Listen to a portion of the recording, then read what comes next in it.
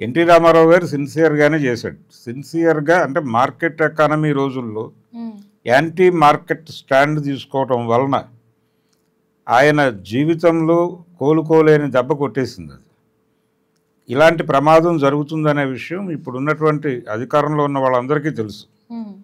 వీళ్ళందరికీ ఒక నమూనా లాంటి వాడు ఎన్టీ రామారావు గారు.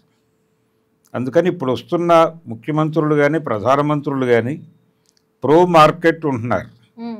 మార్కెట్ సెంటిమెంట్ను గాయపరిచే ఏ నిర్ణయము తీసుకోరు వాళ్ళు. తీసుకుంటే ఏం జరుగుతుందో రామారావు గారి చరిత్ర ఉంది అక్కడ.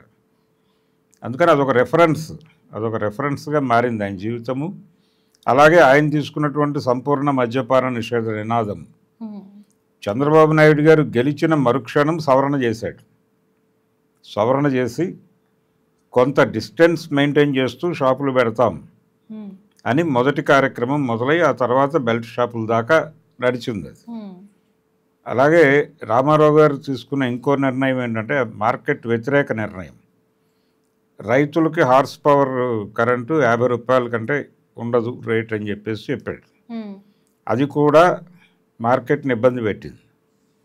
ఇలా చాలా నిర్ణయాలు ఆయన ప్రజల కోసం తీసుకున్నాడు కానీ మార్కెట్ని ఇబ్బంది పెట్టే నిర్ణయాలుగా మారినాయి.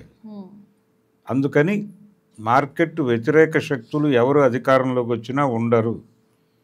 90కి ముందు మార్కెట్ ఎకానమీ దేశంలోకి రావడానికి ముందు ముఖ్యమంత్రులైన వాళ్ళు ప్రధానమంత్రులైన వాళ్ళ ఆస్తులని 90 తర్వాత ముఖ్యమంత్రులైన వాళ్ళు ప్రధానులైన వాళ్ళ ఆస్తుల్ని బేరీజు వేస్తే వాళ్ళకి వీళ్ళకి అసలు పోలికే ఉండదు.